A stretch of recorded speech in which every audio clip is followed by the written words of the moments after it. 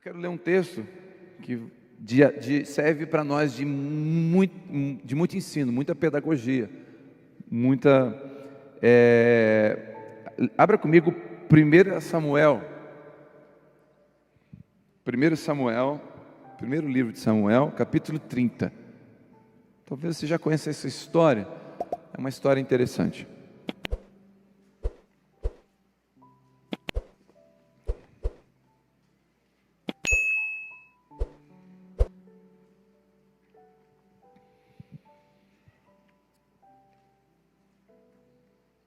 Primeiro Samuel 30, versículo 1.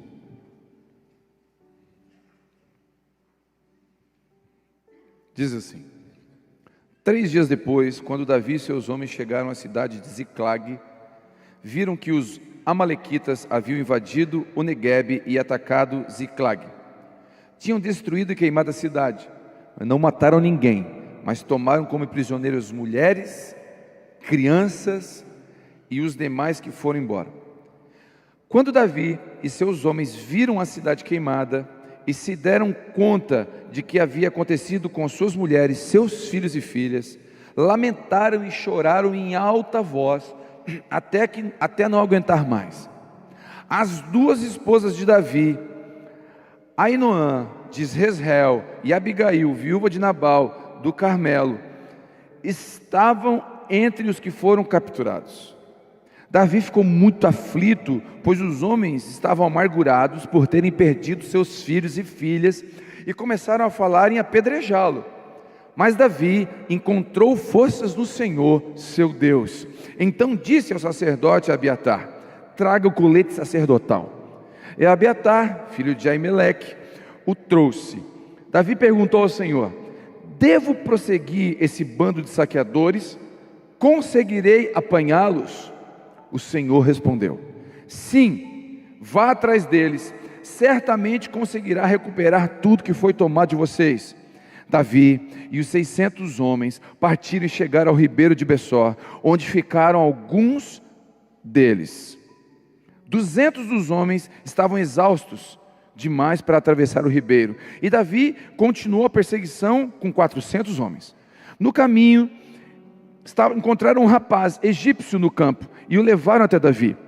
Deram-lhe um pouco de pão para comer e água para beber. Versículo 12. Também lhe deram um pedaço de bolo de figo e 2 bolos de passas, pois fazia 3 dias e 3 noites que não comia nem bebia. Em pouco tempo recuperou as forças, e Davi lhe perguntou: a quem você pertence e de onde você veio? Ele falou: sou egípcio, escravo de um amalequita. Meu senhor me abandonou 3 dias atrás porque fiquei doente. Estávamos voltando de um ataque no Neguebe, ao território de Judá, a terra de Calebe, e tínhamos queimado Ziclag. Você pode me levar até este bando de saqueadores? Perguntou Davi. O rapaz respondeu: se o Senhor jurar por Deus que não me matará, nem me entregará ao meu senhor, eu o levarei até eles. O rapaz o levou até os amalequitas. Estavam espalhados pelo campo, comendo e bebendo, festejando por causa da grande quantidade de bens que haviam tomado da terra dos filisteus e da terra de Judá. Davi e os seus homens massacraram os amalequitas, atacando durante toda a noite e dia seguinte até o entardecer. Nenhum deles escapou, exceto 400 rapazes que fugiram montados em camelos. Davi recuperou tudo que os amalequitas haviam tomado e resgatou as suas 2 esposas. Não faltava coisa alguma, nem pequena nem grande, nem filho nem filha, nem qualquer outra coisa que havia sido tomada. Davi trouxe tudo de volta. Também recuperou todos os rebanhos e os seus companheiros os levaram à frente dos outros animais. Este despojo pertence a Davi, disseram. Então Davi voltou ao ribeiro de Bessor, onde estavam os 200 homens que haviam sido deixados para trás, porque estavam cansados para acompanhá-los.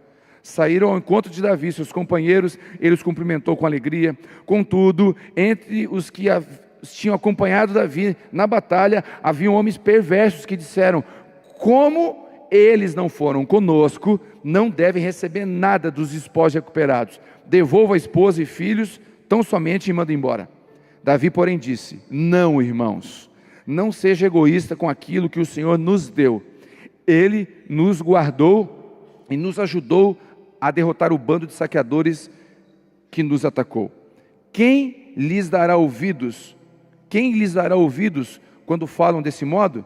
Dividiremos igualmente entre os que foram à batalha e os que aguardaram na margem. Até aqui. Grande leitura, uma leitura um pouco mais extensa. Mas foi importante para você entender o texto. Eu vou só contextualizar, eu creio que você entendeu. Davi, com 600 homens, foge de Saul. Quem é Saul? Saul é um rei. E o rei Saul está perseguindo Davi. E Davi está fugindo de Saul. Na fuga, ele se esconde e está alojado numa cidade chamada Ziclag. Ele alojado lá com seus 600 na terra dos filisteus. Tem um amigo meu que fala, eu estava lendo sobre os fistileus. Não é fistileus, é os filisteus. Os filisteus. Quem são os filisteus, pastor? Os inimigos de Israel. Filisteus, você lembra? Golias. Os desafiadores do povo de Deus e de Davi eram os filisteus. Os filisteus representam os inimigos. E onde Davi está? Entre os filisteus, fugindo de Saul.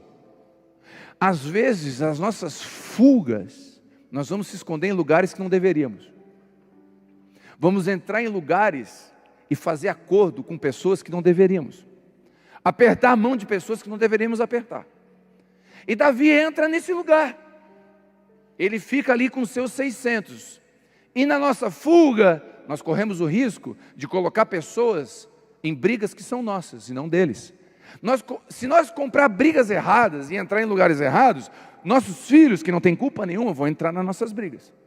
E os filhos e esposas dos homens de Deus que estavam com Davi foram saqueados. Os despojos, queimaram a cidade. Levaram os despojos, as crianças e as mulheres. E agora Davi chega e os 600 começam a chorar. E de onde que eles vieram? Eles vieram da luta. Que luta, pastor? Eles estavam junto com os filisteus lutando contra Israel. Olha onde Davi está. Ele está lutando contra seus irmãos. Quantos de nós, machucados e feridos e perseguidos, começamos a atacar irmãos de outra igreja? Por quê? Nós estamos perdidos, entrando em guerra que não deveria. Estamos usando a boca que Deus para abençoar, para amaldiçoar. Quando a gente percebe, nós estamos amaldiçoando os nossos filhos, dizendo que você não vai dar nada. Você é danado, danado significa o filho do diabo. A gente começa a amaldiçoar os nossos filhos. Mas como? Não, eu sou de Deus. Davi também era de Deus, mas ele estava numa guerra que não era dele, lutando contra os próprios irmãos, fugindo de Saul. Olha que situação que Davi chega. Aí ele chega da batalha. Que batalha? Contra os seus irmãos. Sempre que a gente luta contra os nossos irmãos, nós vamos sofrer. Sempre que a gente luta contra o corpo de Cristo, contra a igreja de Jesus, sempre quando a gente critica e murmura, nós vamos sofrer. Lembra de Mical? Davi vem dançando com a arca. Mical, esposa de Davi, lá do terraço, critica Davi. Quem é o rei para ficar dançando ao ponto de aparecer as suas coxas? E a Bíblia diz que Mical ficou estéril, não teve mais filhos, porque a murmuração deixa a gente estéril. Observa os críticos, aqueles que só criticam, sem causa. Observa a vida deles. Quero que você observe eles. Eles são estéreis. A vida não frutifica. E Davi entrou nesse lugar. Aí ele chega, tudo queimado. Cadê minha esposa? Cadê os filhos? Eles choram até não aguenta mais. Quem aqui já chorou até não aguentar? Aquele choro assim, faltou força para chorar, acabou lágrima. Sabe aquela dor assim, de assim, eu não tenho mais onde tirar a lágrima, não dá mais de tanto. Eles choraram, amargamente. Aí Davi ficou preocupado, porque alguns dos homens disseram assim, que desgraça. Eu estou seguindo esse Davi me leva para uma guerra que não é minha, e quando eu volto para casa, não deixaram guardas na casa, e quando eu volto, a minha filha, a minha esposa foi roubada, e pegaram pedra na mão, e falaram, nós vamos matar Davi. E aí Davi, peraí, chama o sacerdote, traz o colete sacerdotal, que era uma forma de ouvir Deus, uma forma prática de ouvir Deus. Ele bota o colete e ele pergunta para o Senhor, Senhor, devo ir atrás deles ou não? Deus fala, pode ir, você vai recuperar. E ele vai atrás, no meio do caminho, encontra um cara, 3 dias sem comer e sem beber, um egípcio. Esse egípcio, eles perguntam, o que houve? Olha, eu sou egípcio, eu sou escravo daquele pessoal que saqueou a terra de vocês. E aquele pessoal que saqueou a terra de vocês me deixou para morrer porque eu fiquei doente. Pessoas que saqueiam a vida das pessoas não têm fidelidade. Não são fiéis. Abandonam quem fica doente. E aí esse cara fica doente, fica para trás. E aí Davi fala, vem cá, tu me diz onde é que eles estão? Não, eu até te conto, mas tu poupar a minha vida, porque se tu me entregar na mão do meu ex-chefe, aí eu tô pego. Aí eu falo, não, eu vou poupar a sua vida. Aí eles levam até lá, Davi recupera tudo, volta para casa. No meio do caminho, você viu a história no rio, 200 cansaram, 200 não aguentaram, só 400 foram. Depois, quando voltaram, os 200 vieram, Davi, obrigado. Aí Davi foi dividir as coisas, nos 400 tinha uns 3 assim, não é justo, nós oramos, jejuamos, nós começamos essa igreja desde o início, não é justo chegar agora, não foram com a gente para a batalha. Aí Davi, que é um homem segundo o coração de Deus, Davi fala assim, foi Deus que nos deu a vitória. Quando a gente sabe que é Deus que nos dá a vitória, a gente não tem motivo para ter soberba e orgulho, porque foi Deus que nos deu a vitória. Então vamos dividir os despojos, e ele divide os despojos com todos os 600. Essa é a história que a gente leu. Então, o que nos ensina essa história e algumas lições dela? Primeiro, cuidado, não lute guerras que não são suas. Cuidado para não colocar força, dinheiro e tempo no que Deus não chamou você para botar. Provérbios 26, versículo 17, você conhece. Como alguém que decide pegar um cão pela orelha, assim sofre aquele que se mete na discussão alheia. Já tentou pegar? Pega um pinte pela orelha. O pinte, ele vai te morder. Pega um cão pela orelha. Então, às vezes, nós estamos entrando em guerras na família que Deus não mandou você entrar. Estamos discutindo coisas que Deus não mandou discutir. Entrando em guerras que Deus não mandou. Quando estamos lutando guerras que não são nossas, perdemos as nossas guerras. Olha o que aconteceu, ele foi lutar a guerra dos filisteus e a Ziclag ficou desguarnecida. Quando a gente está fazendo o que não chamou, desguarnecemos o que Deus mandou a gente fazer. E um homem fora do lugar pode sofrer consequências incalculáveis. Eu provo para você. A Bíblia vai dizer que era um tempo dos reis irem para a guerra. Tempo do quê? Dos reis irem para onde? A Bíblia diz que Davi acordou perto do meio-dia e foi pegar um solzinho da tarde no terraço. E no terraço ele viu uma mulher tomando banho nua. E vendo aquela mulher tomando banho nua, a trouxe para si, e não era mulher dele, era mulher de Urias, era Betseba. Por que ele viu Betseba tomando banho ali? Você acha que ela tomou banho a primeira vez na vida ali? Não, ela tomava banho ali naquele horário, talvez todos os dias. Mas Davi nunca viu, porque estava na guerra. Agora ele saiu da guerra que tinha que estar e ficou em casa sem fazer nada. Viu o que não devia ver. Um homem fora da sua posição vai fazer e vai ver o que não deveria fazer e ver. Sabe o que é um demônio? Um demônio é um anjo fora do lugar. Demônio é um anjo fora do lugar. Então, quando eu e você saímos do nosso lugar, nos tornamos demônios para a nossa vida. Demônios para a nossa família. O que é um homem embriagado? É um demônio para a sua casa. Pergunta aqui para pessoas que tiveram pais alcoólatras, o que eles viveram. Era melhor ver um demônio do que o pai chegando em casa. Então, quando eu e você estamos fora da nossa posição, nós vamos ver e fazer coisas que não deveríamos ver e fazer. Agora, quando a gente está na posição que Deus mandou, Deus vai dar a provisão necessária para a gente vencer nossas guerras. Quando a gente está na posição que Deus deu para a gente. Cuidado para não salvar o seu casamento, cuidado para não salvar o casamento da sua amiga e perder o seu. Ah, mas eu estou salvando. Está salvando o casamento da sua amiga? Que bênção, deixa Deus te usar. Mas não vai para uma guerra que não é sua, com a sua desguarnecida. Por isso que eu não posso vir aqui falar sobre família para você, se a minha família está destruída. E todo pastor que eu aconselho, eu tenho um grupo no WhatsApp com 220 pastores, do Brasil, fora do Brasil. Todos eles eu falo, tua família está destruída, está em desordem, para com a igreja, entrega na mão de alguém e vai cuidar da sua casa. Porque você não pode cuidar da guerra do outro se a sua guerra está perdida. Vai vencer a sua guerra primeiro. E eu não estou falando de casamento perfeito, de família perfeita, porque não existe. Eu estou falando de lugar saudável, equilibrado. Guerra ganha. Quantos entendem o que o Senhor está falando com a gente?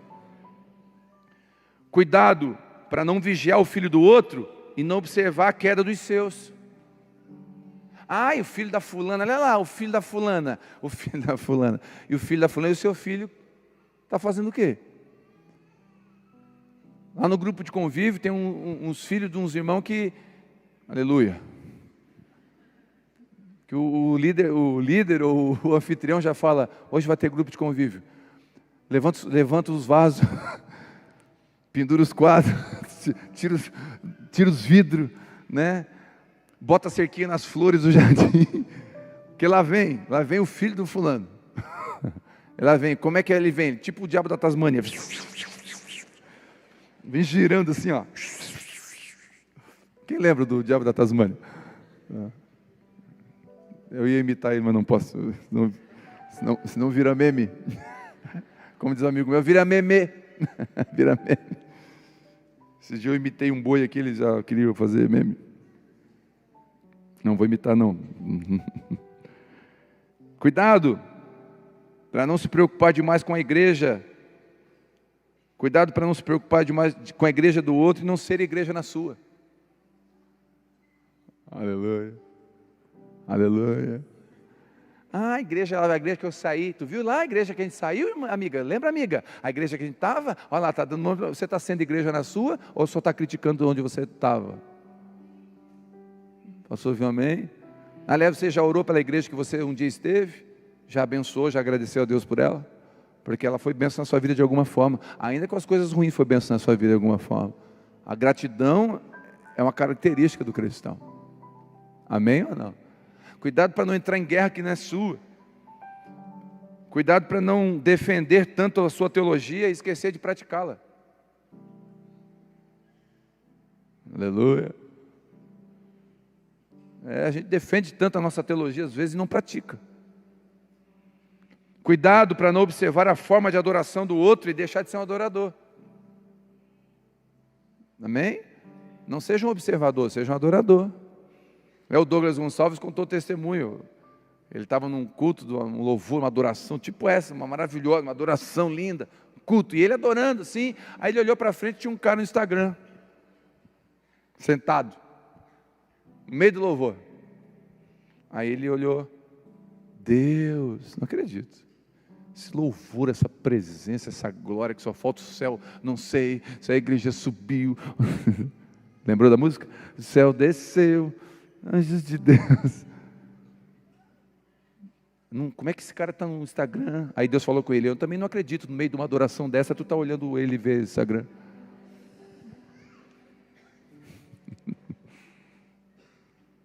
Cuidado para não criticar a adoração do outro e deixar de ser um adorador. Amém? Tem várias expressões de adoração na hora do louvor. Eu amo isso, irmão, eu amo mesmo.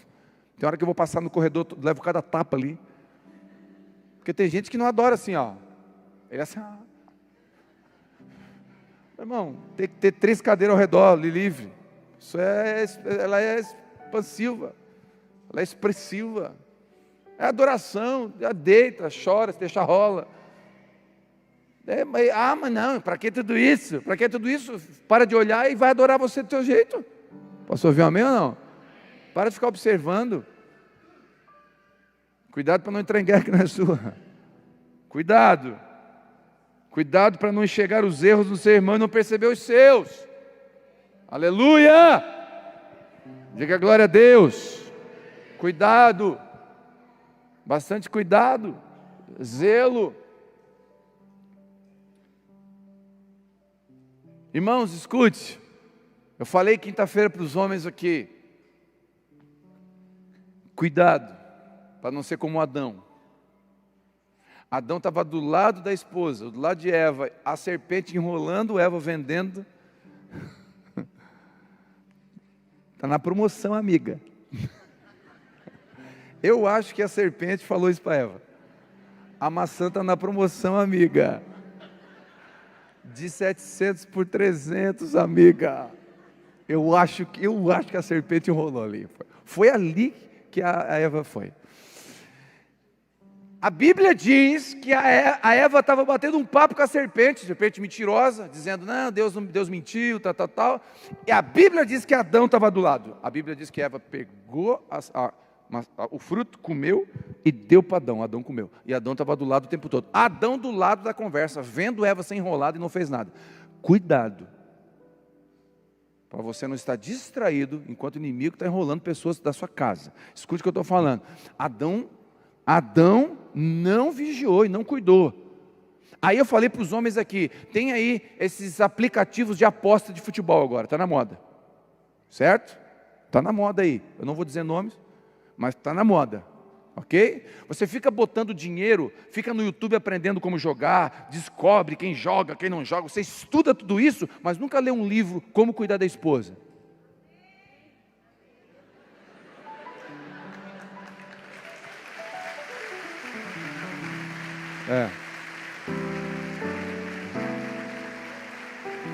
E deixa eu entrar um pouquinho mais, já que eu puxei no assunto, eu já falei quinta-feira, eu vou esticar um pouquinho mais. Fica botando dinheiro em pirâmide financeira, isso é egoísmo, isso é olho gordo, você vai perder o seu dinheiro. Porque o nome disso é avareza, é ganância. Quem é que dá 8% de juros, irmão? O Satanás. Ele dá 8% e tira 100% de você depois. Vai perguntar para quem joga em mesas de aposta, que perderam tudo, deram casa, vida, deram tudo em mesas de aposta, porque o diabo vai dando 8%, quando você vê, você já era. E tem gente aqui me ouvindo que sabe, perdeu dinheiro. Eu conheço pastores que botou o dinheiro da igreja em pirâmide, e o cara foi embora e levou o dinheiro da igreja. Ganância. O princípio bíblico para a prosperidade, quem quer saber? Quem quer saber o princípio bíblico? Quem quer saber? Com o suor do seu rosto ganhará o teu pão. Está escrito. Trabalho é o princípio bíblico da prosperidade. Trabalho e generosidade, não ganância. Então, 8%, já me chamaram, o cara me chamou aqui em Criciúma. Pastor, vem cá no meu escritório. Fui lá. Falei, pastor, é o seguinte, te dou 12%. Pá. Eu falei, querido, vai vir de onde esse 12%? Claro que eu sabia de onde vinha. Vem de outro, que botou mais outro botou. Aí vai crescendo a bolha, até a bolha estourar. Gente. Aí eu pensei, 12, rapidinho, Satanás, sai daqui. Sai da minha mente agora. Eu falei, claro que não, querido. Por favor, esse não é o princípio correto. Pastor, crente joga na Mega Sena, se dá o dízimo pode. Não, estou brincando. Estou brincando. Claro que não. Porque cristão não entra em jogo de azar e aposta para ver se vai ganhar alguma coisa ou não. Cristão trabalha e é generoso com o recurso que tem, pronto. Posso ouvir um amém? Para de botar o seu dinheiro onde o diabo está mandando. O dinheiro é abençoado. Coloque esse dinheiro para servir a sua casa. Aleluia. Aleluia. Acho que eu perdi membro agora. Senti que eu perdi membro. Que alguns irmãos vão congregar em outro lugar. Não tem problema. Mas dá o dízimo aqui.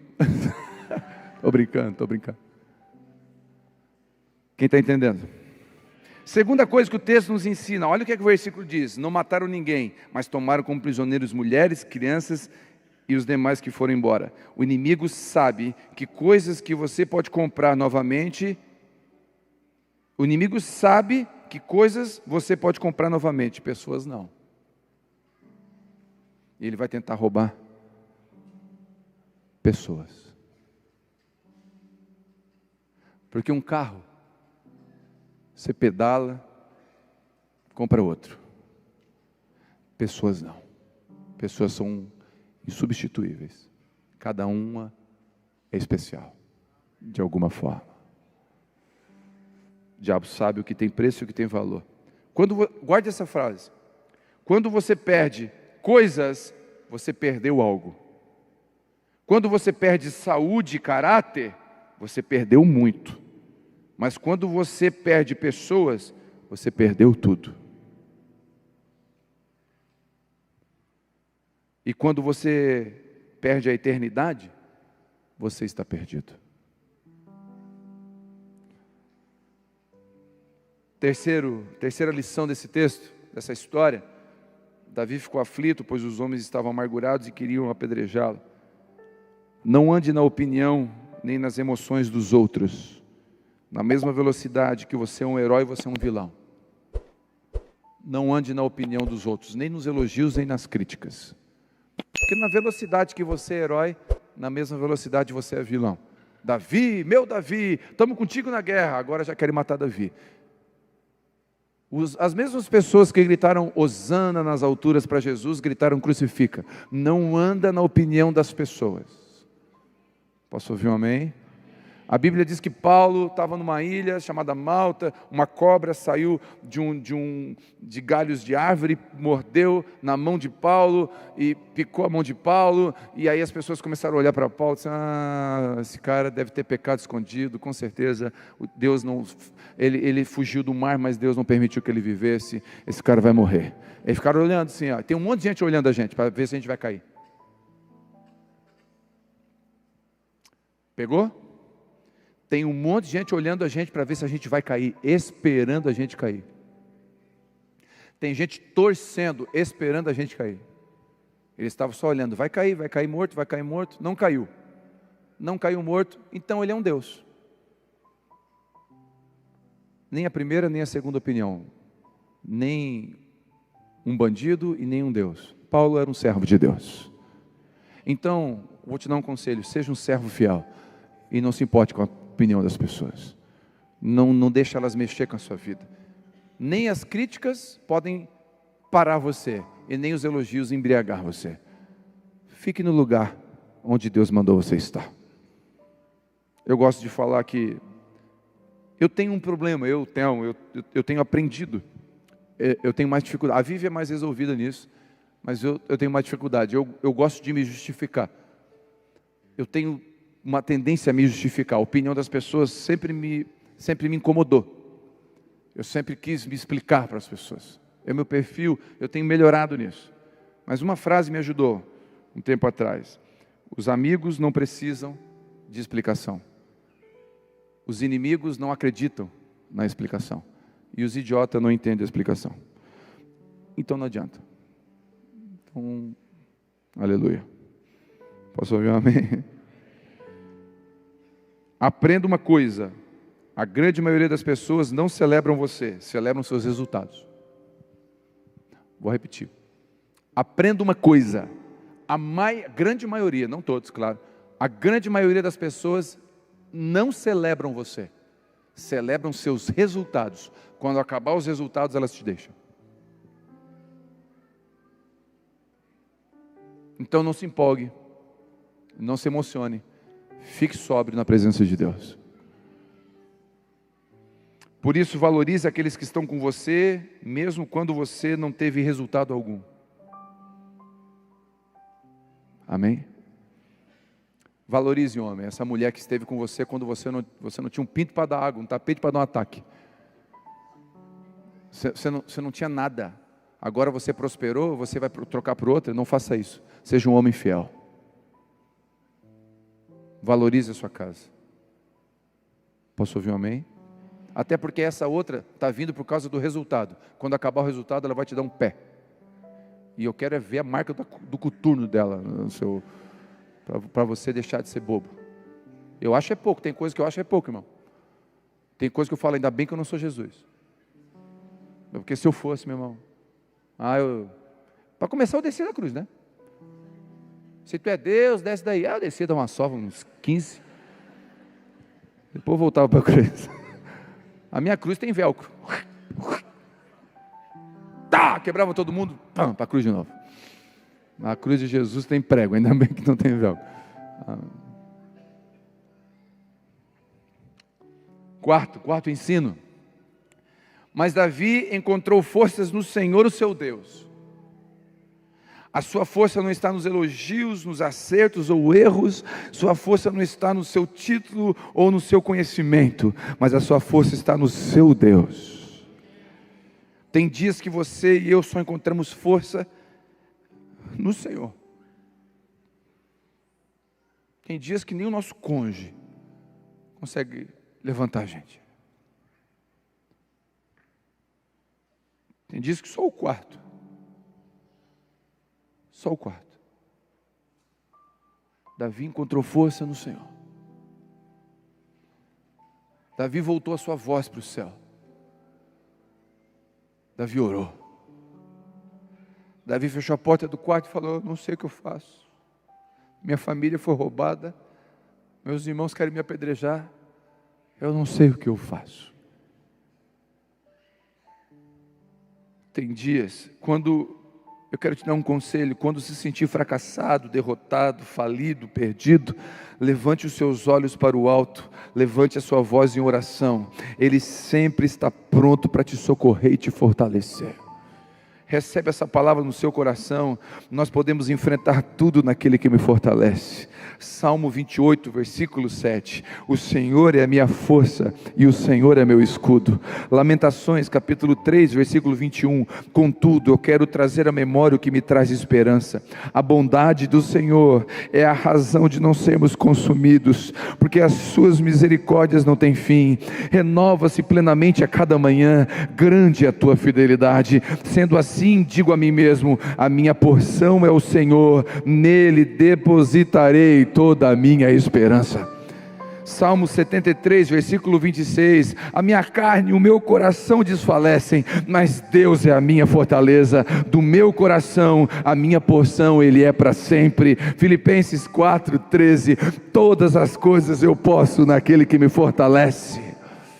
Recebe essa palavra.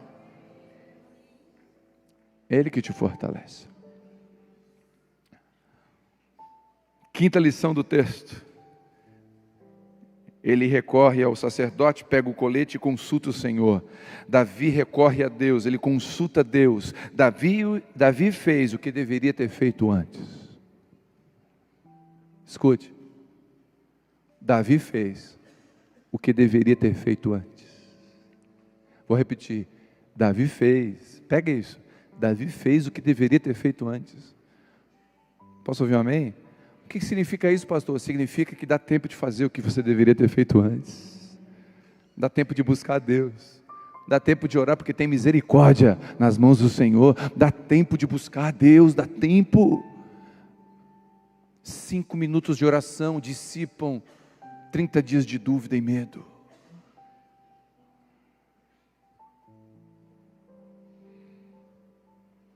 Davi não anda na sua experiência de guerreiro, não confia no seu currículo, ele se inclina para Deus. Davi era um guerreiro, bom de guerra, mas sabe o que ele pensou? Eu errei, eu fui para uma guerra que não era minha, desguarneci a minha casa, cuidei da igreja, mas não cuidei do meu casamento. Agora sabe o que eu vou fazer? Eu já tenho experiência, eu sou um pastor de nome, eu já sei como fazer, eu já tive empresas, eu já sei como fazer. Não, Davi não faz isso, ele fala: eu sou um guerreiro, mas quem me dá vitória é sempre o Senhor. Ele vai para o quarto e pede a direção de Deus. Ele não confia na sua experiência. Davi usa a força que Deus lhe dá para fazer o que Deus quer que seja feito, não o que ele acha que deve ser feito. Irmãos, escute. A Bíblia diz que Deus orienta Josué e o seu exército a andar ao redor de Jericó. E no final, irmãos, só entre nós, irmãos, imagina se eu sou Josué e vocês são o exército, tá? Eu vou lá consultar Deus, espera um pouquinho. Tá. Ó, gente, Deus falou comigo, tá? Amém? Tamo junto? Tamo junto ou não? Amém ou não, gente? Deus falou comigo. Tamo junto ou não? Imagina, eu sou Josué, Deus falou comigo de verdade, tá? Claro, estamos juntos, beleza. Ó, Deus falou para a gente andar ao redor de Jericó, aqueles muros lá de 8 por... A gente vai girar, tá bom, gente? E Deus falou no final para dar um grito. E vai cair tudo. Vai dar um grito e o grito vai derrubar os muros tudo. Quem está junto? Fala a verdade. Quem está comigo? Eu duvido, a maioria daqui vai dizer: o pastor bateu biela. Pode ver que o pastor não está bem da cabeça, ele ouviu outra coisa, eu acho que ele está sendo induzido. O diabo entrou na mente dele.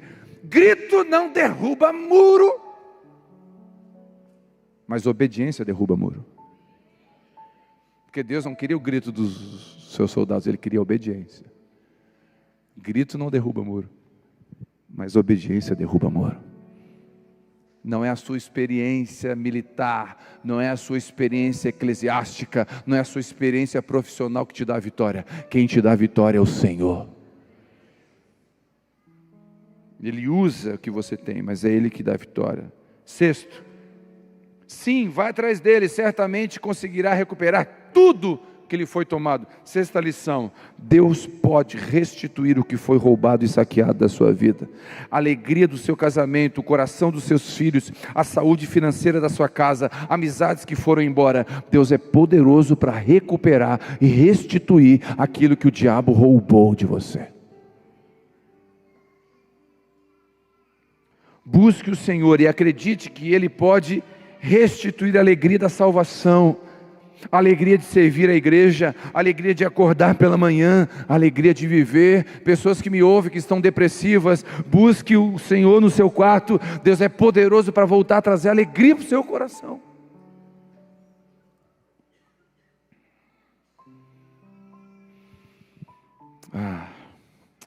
Sétima lição: 200 dos homens estavam exaustos demais para atravessar o rio e ficaram para trás. Guarda isso.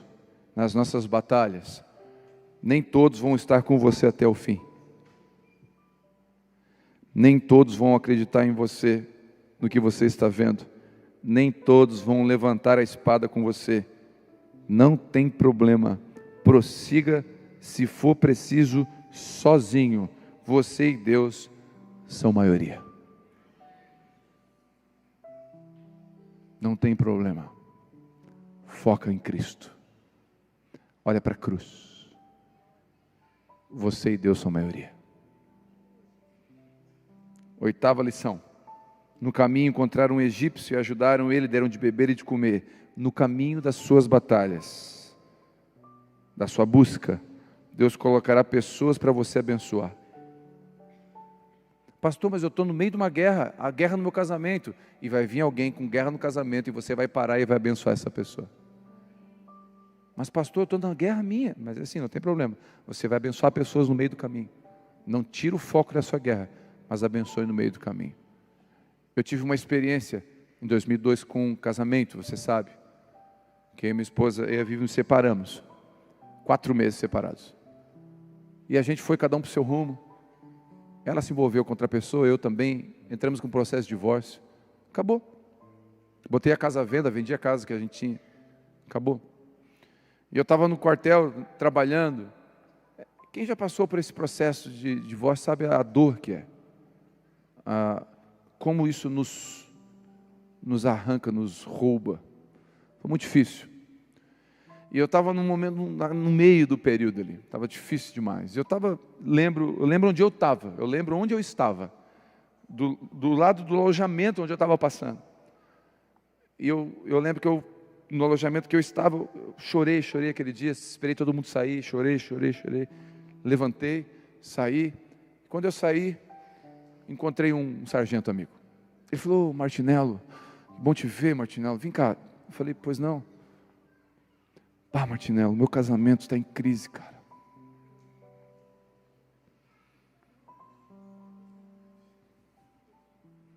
Ele falou: me ajuda. Tu é um homem de fé. Eu comecei a aconselhar ele. Faz isso. E quando eu falava, Deus dizia: é isso aí mesmo, faz isso. Que você não fez. Eu comecei a dizer: Deus é poderoso para restaurar o teu casamento. Eu falei, e Deus falou: eu sou poderoso para restaurar o casamento. E eu pregava para mim. Quando terminou, ele chorou, me abraçou, falou: obrigado, cara, tu me deu esperança. Quando ele saiu, eu falei: Deus, eu não aguento não. Fui para o meu carro no estacionamento, sentei e chorei igual os homens de Davi, até não aguenta mais.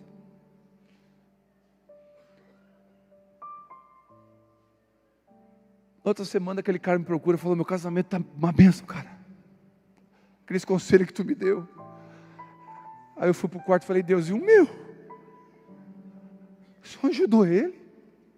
O Senhor me usou para ajudar ele? E o meu? Fica atento, Deus vai botar pessoas no meio do caminho. Não perca a oportunidade de abençoar alguém. Enquanto você abençoa, você é abençoado.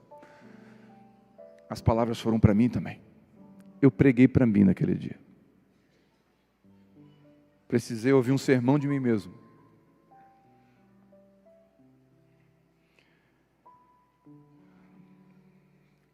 Nona lição. Contudo, os que tinham acompanhado Davi, havia alguns homens perversos que não queriam dividir os espojos. Vou te dar um conselho e eu encerro aqui. A vida é feita de ciclos. Eclesiastes vai dizer que nada é novo debaixo do céu. Você vê na moda, por exemplo, um tempo atrás agora estava na moda boca de sino, calça boca de sino. Calça boca de sino meu pai usava quando tinha 18 anos. Um tempo atrás tinha gente usando calça boca de sino. Nossa, que novo, não é nada novo, voltou. No céu, debaixo do céu, na terra, nada novo, nada é novo. É novo para nós que não sabíamos, mas nada é novo debaixo do céu. Então as coisas vão se repetindo. E vai ter momentos, guarda isso que eu vou falar. Não, eu não estou te amaldiçoando, irmãos, em nome de Jesus. Estou te abençoando para você ter sobriedade quando acontecer. Isso pode acontecer. Às vezes a gente vai estar financeiramente bem. Pode ter momentos de não estar tão bem. Vai ter momentos a gente estar espiritualmente assim, ó, meu irmão, se passar um demônio na sua frente, você arranca a cabeça. Meu irmão, passar um enfermo pode ser. Tem gente que vai para o cemitério orar para morto ressuscitar. O cara está voando, meu irmão. O cara está acreditando mais que todo mundo. Esse cara, talvez, um mês depois, nem no culto quer vir, não está acreditando mais. Que Deus existe. Está dando uma crise. Nós somos pessoas que temos fases, momentos, passamos por isso. Nós somos gente. Mas isso é bipolaridade espiritual. Sim, nós temos momentos. E quando mais cresce com Deus, mais equilibrado a gente fica nisso. Mas nós temos momentos. E eu acredito que pode ter momentos que a gente esteja na bênção, próspero, numa posição de autoridade, de aprovação, de visibilidade. Olha que interessante. Quando você estiver nesse lugar, não negue a graça que lhe foi dada. Não negue o perdão que te foi dado. Não negue a vitória que foi te dada a você. Não negue a misericórdia que foi dada a você. Não negue. Davi falou o seguinte: gente, quem foi que deu a vitória para a gente? Não foi nós, foi a nossa espada, Davi. Não foi a nossa espada. Foi o Senhor dos Exércitos que nos deu a vitória. E se foi Ele que nos deu a vitória, foi a graça e a bondade dEle, porque nós não merecíamos. Nós não vamos negar para esses irmãos que ficaram para trás. Nós não vamos negar, dividir com eles a bênção que Deus deu para a gente. Quando você tiver mais do que precisa, eu já falei isso aqui, repito. Não aumente a sua cerca, aumente a sua mesa. Coloque mais pessoas perto de você. Abençoe mais pessoas. Seja generoso. Seja grato. Não feche as portas. Deus está disposto a nos dar tudo que estamos dispostos a devolver. Quando estiver prosperando, Deus pode nos dar vitórias públicas, se publicamente darmos glórias a Ele. Deus pode fazer de nossas derrotas, falências e vergonhas, grandes testemunhos. Deus pode restituir aquilo que o inimigo roubou. E a minha oração nessa manhã é que possamos lutar as guerras certas, da forma certa, colocando a nossa confiança no lugar certo. Deus é a sua confiança. Deus é minha confiança. Do Senhor é a guerra. Do Senhor é a guerra. Vamos orar? Quem recebe essa palavra nessa manhã? Escolha abençoar as guerras.